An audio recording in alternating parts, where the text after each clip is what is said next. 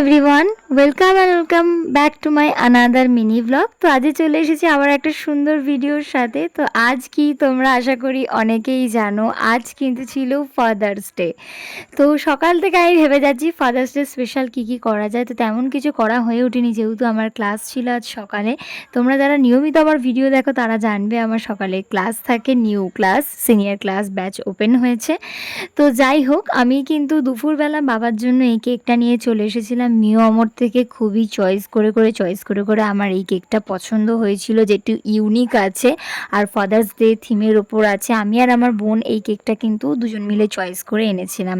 Obviously মাকেও দেখিয়েছিলাম আমি ভিডিও কলে, মায়েরও এই কেকটা খুব পছন্দ হচ্ছে। তো যাই হোক, সবারই মত নিয়ে কেকটা কিন্তু আনা হয়েছিল। কেকটা জাস্ট দেখো কতটা সুন্দর, আমার তো ভীষণ ভালো লেগেছে। তোমাদের ভালো লেগেছে কি আমাকে অবশ্যই জানিও। আর এই হলো আমার মা ঘুম থেকে উঠে চলে এসেছে। যখনই শুনেছে আমি ফাদার্স ডের এখানে অ্যারেঞ্জমেন্ট করছি, মাও উঠে চলে এসেছে। আর আমার বোন কিন্তু আমাকে বলছে এই ট্যাগটা আমি লাগাবো। তো যাই হোক, ট্যাগটা আমি ওর হাতে দিলাম, ও একটা দিকে লাগিয়ে দিল।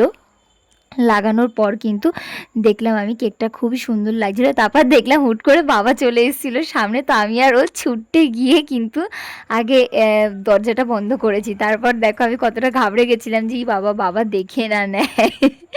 তো যাই হোক, বাবা কিন্তু দেখতে পায়নি, আমরা তার আগে গিয়েই দরজাটা বন্ধ করে দিয়েছিলাম। আর এখানে তো খুশিতে আমি নাচছি, আর আমার বোন সেটা রেকর্ডও করে নিয়েছে, আমি জানতামও না, সেটাও রেকর্ড করে নিয়েছে। তো যাই হোক, দিনটা এইভাবেই কাটছিল। তো যাই হোক, এবার বাবাকে আনার পালা, যে চলো বাবাকে আনা যাক। তো এই নাচানাচির মধ্যেই কিন্তু আমি মাকে বললাম, মা যাও শিগগিরি গিয়ে বাবাকে নিয়ে চলে এসো। বাবা চলে তো এলো, কিন্তু আমি এত কষ্ট করে এটা অ্যারেঞ্জ করলাম, বাবা রিয়াকশানই দিল না।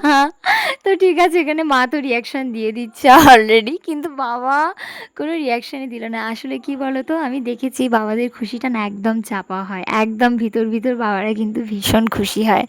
তো বাবারা সেই খুশিটা দেখাতে চায় না বা দেখাতে পারে না কোনোভাবে, কিন্তু বাবারা কিন্তু অ্যাকচুয়ালি খুশি হয়। এটা যারা তোমরা ফিল করতে পারো তারা কিন্তু বুঝতে পারবে তারাই। কিন্তু যাই হোক, বাবা কিন্তু ফার্স্ট কেকের পিসটা কিন্তু কেটে আমাকেই দিয়েছিল, যেহেতু আমি বাড়ির বড়, আমাকে দিয়েই সবসময় সবটা শুরু করে।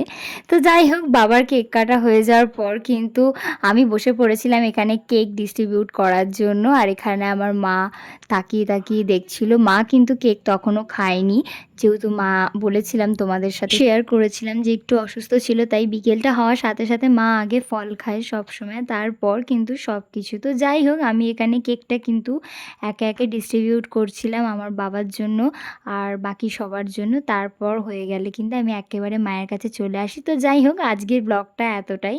ভালো লাগলে কিন্তু লাইক কমেন্ট সাবস্ক্রাইব করতেই হবে। আর তোমরা ফাদার্স ডে কী করে সেলিব্রেট করলে আমায় কিন্তু কমেন্টে জানাতে হবে। তো বাই গাইস, দেখা হচ্ছে নেক্সট কোনো সুন্দর ভিডিওতে।